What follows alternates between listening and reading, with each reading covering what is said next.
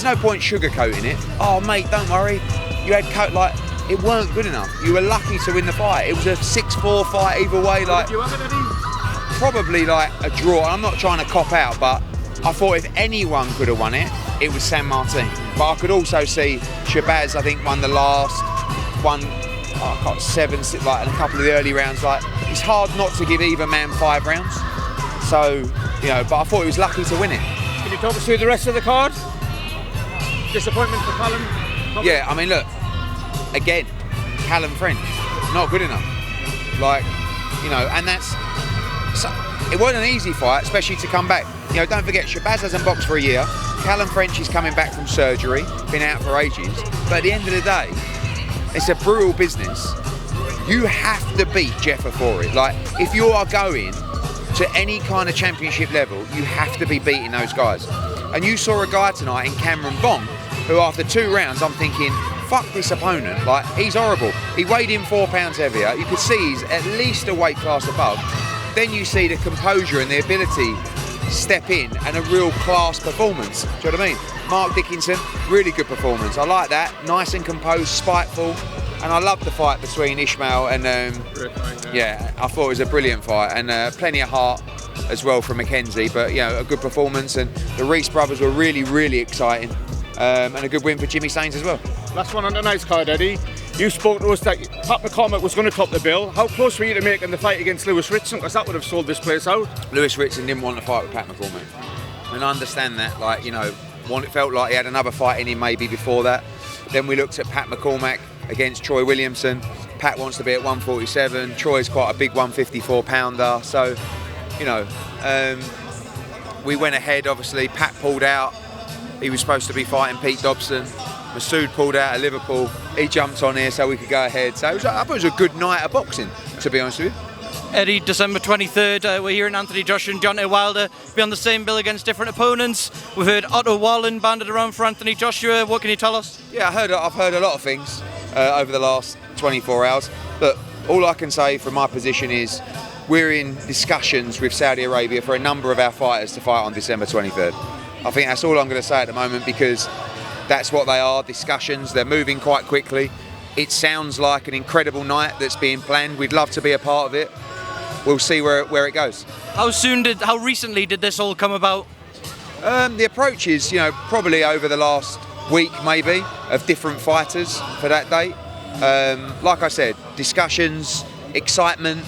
You know, we've got a lot of world-class fighters, some of which are looking to fight in December, and we'll see where it leads. So final one, Otto Wallen. We know Anthony Joshua maybe doesn't need the southpaws at this point, going in against someone like Deontay Wilder next year. Is it still a realistic option, Otto Wallen? I mean, look, again, AJ wants to fight in December. Whether he's part of those discussions or not, we'll see. But all a possibility at this stage, and this week is going to be see where it goes.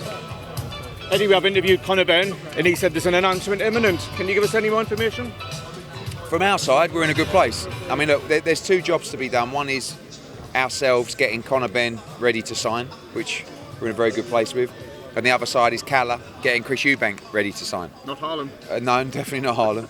And I think Calla's in the process of going through everything with him. So from our point of view, if we had it our way, we could sign on Monday. But obviously we need to be in a position with Calla to move forward. We'll wait for him, but hopefully it is imminent. UK venue? Yeah, UK. Jan 27 or February the 3rd. I think Spurs on February the 3rd is the one. Eddie, how difficult would it be with Anthony Joshua's broadcasting his own exclusive? How difficult would that be for him to Yeah, look, at the moment, like I said, there's conversations with a number of fighters. You know, I've seen various reports. I don't know if that is the case. All I'm interested in is our fighters. Again, sounds all very exciting, but we'll see where it leads over the next few days. One of the rumours was Dimitri Bivol was going to feature on that card. I think Kalajic and then Richard Rivera was going to as another opponent. Can you reveal a bit more on that? Yeah, well, Dimitri Bivol was due or might be due to fight on January the 13th in America, but obviously there have been a number of talks, and you know, if it makes sense for our fighters, and again, sounds very exciting, then we'll definitely look to pursue it. But at this stage, obviously, there's a lot of work that needs to be done. One of your fighters that's on the rise at the moment is Dalton Smith, who's coming off a great win against Sam Maxwell. How likely is it that we see him against Harlem Eubank? Well, that's the fight, yeah. We made an offer to Wasserman for Harlem Eubank. I think that's a massive domestic fight. I don't think they're going to want to take that fight. I mean, you heard Senior last night say about him moving up to 147. But I thought it was a good performance last night, you know, and I think Harlem's an exciting fighter, and so is Dalton. I think that's the kind of fight we want for Dalton to break out in Sheffield, to go from 3,000 or 4,000 to 8,000 or 9,000, and that's the next step for Dalton, is being involved in a fight like that.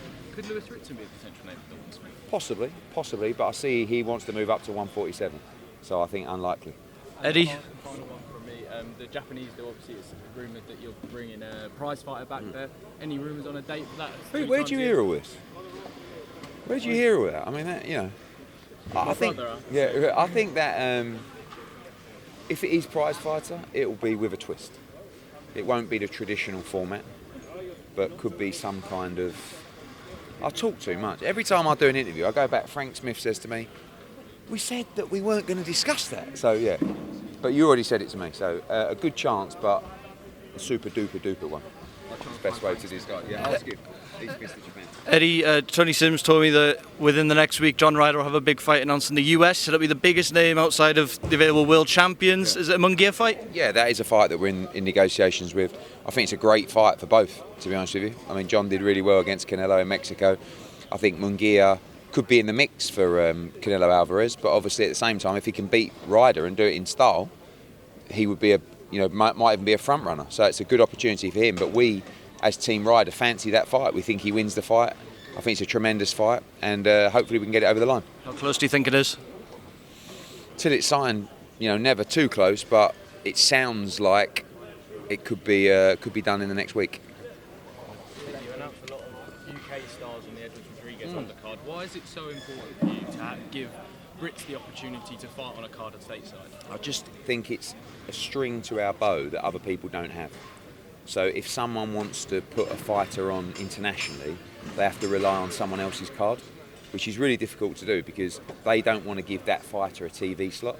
They want to put him on early on the night and sort of get him out of the way. So when we can say to our fighters, when you perform well, you're going to go and box in Phoenix, or you're going to go and box on Haney against Prograis or whoever it's going to be, that's something that we should do more of. I mean, Janae Boston was always on because obviously he's in the Sonny Edwards camp. Peter McGrail kind of got a slot, a bit of a sort of Brucey bonus. And Galal Yafai just fits because he's going to be fighting the winner at some point.